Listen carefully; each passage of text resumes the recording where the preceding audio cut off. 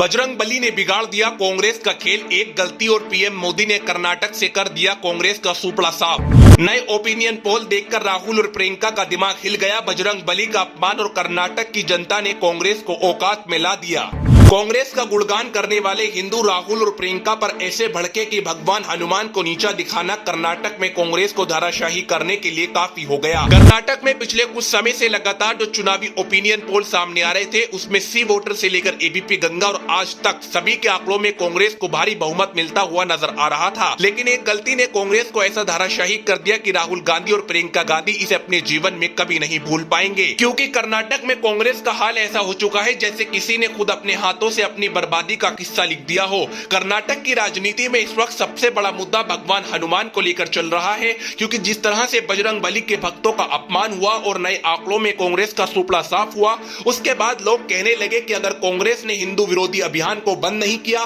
तो भारत के करोड़ों हिंदू उसे मुंह के बल गिराने में कोई कसर नहीं छोड़ेंगे। कर्नाटक में कांग्रेस को नस्तोनाबूद करने वाले समीकरण आपको बताएं, इससे पहले ये जान लीजिए प्रधानमंत्री नरेंद्र मोदी ने अपने रोड शो में बजरंगबली का मुद्दा उठाकर ऐसा माहौल तैयार कर दिया है कि लोगों के दिमाग में एक बात बैठ चुकी है कि कांग्रेस हिंदुओं को बदनाम करने की लगातार कोशिश करती है और सत्ता हासिल करने के लिए भारत में तुष्टीकरण की राजनीति को बढ़ावा दे रही है। यही वजह है कि आज कर्नाटक की गली गलियों में हनुमान चालीसा का पाठ हो रहा है और बजरंग दल से लेकर विश्व हिंदू परिषद जैसे हिंदू संगठनों ने कांग्रेस के खिलाफ बिगुल बजा रखा है और कर्नाटक में कांग्रेस को नस्तोनाबूद करने में कोई कसर नहीं छोड़ रहे। दरअसल हम आपको बताएं, कांग्रेस ने अपनी मैनिफेस्टो में हिंदू संगठनों की बैन की बात करके हिंदुओं को पूरी दुनिया में बदनाम करने का जो प्रोपेगेंडा चलाया, उसका प्रधानमंत्री मोदी ने ऐसा पर्दाफाश किया कि लोगों को कांग्रेस की इस करतूत का पता चल गया और पूरे कर्नाटक में जय हनुमान ज्ञान गुणसागर के नारे लगाए जाने लगे, क्योंकि कांग्रेस ने अपनी मैनिफेस्टो में साफ कहा है कि अगर हमारी सरकार बनती है तो हम बजरंग दल को प्रतिबंध कर देंगे और ये दलील दी गई कि बजरंग दल देश में माहौल खराब करने का काम करती है और कर्नाटक में नफरत फैलाने में सबसे बड़ा हाथ बजरंग दल का है। लेकिन सत्ताधारी पार्टी भाजपा और कर्नाटक की जनता कांग्रेस पर यह आरोप लगा रही है ये नफरत केवल हिंदू समुदाय की तरफ से फैलाई जाती है, किसी और समुदाय को नफरत फैलाने के लिए जिम्मेदार ना ठहराना।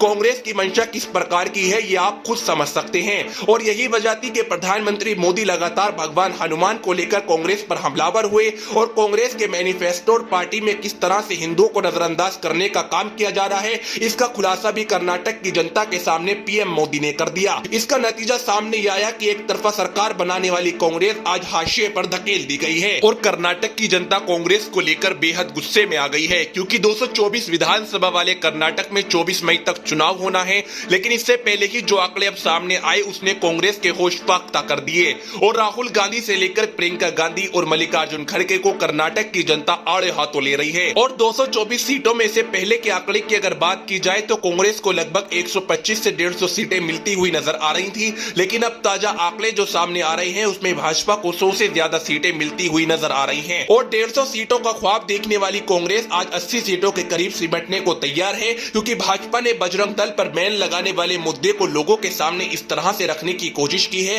कि ये अपमान बजरंग दल का नहीं बल्कि ये अपमान भगवान हनुमान का है और हनुमान भक्तों को कांग्रेस ने सीधा चैलेंज किया है और भाजपा का आला कमान लोगों तक ये बात पहुंचाने में कामयाब हो रहा है कि कांग्रेस ये कहना चाहती है कि अगर हमारी सरकार बनी तो हम हनुमान भक्तों पर प्रतिबंध लगाने का काम करेंगे। लेकिन अब देश भर में भगवान हनुमान को मानने वाले करोड़ों हिंदुओं की भावनाओं को ठेस पहुंची है और यही वजह रही कि कर्नाटक से लेकर पूरे देश के लोग बजरंगबली के अपमान पर कांग्रेस से माफी मांगने को बोल रहे हैं और आगे अल्टीमेट दे चुके हैं कि अगर कांग्रेस ने हिंदू विरोधी अपने इस रवैये को नहीं छोड़ा तो सभी राज्यों में उसका ऐसा हाल किया जाएगा कि कांग्रेस कभी किसी भगवान या किसी हिंदू के खिलाफ बोलने लायक सोच भी नहीं सकेगी। लेकिन अब देखना होगा कर्नाटक में किसकी सरकार बनती है। कर्नाटक में कांग्रेस अपनी सरकार बनाने में कामयाब हो पाएगी या बजरंगबली का मुद्दा कांग्रेस को धाराशाही करके भाजपा को सत्ता में दोबारा लौटाएगा। आपको क्या लगता है, अपनी राय जरूर दीजिएगा। अभी के लिए फिलहाल इतना ही, बने रहिए हमारे साथ और हमारे चैनल को सब्सक्राइब कर लीजिए और बेल आइकन को ऑन कर लीजिए।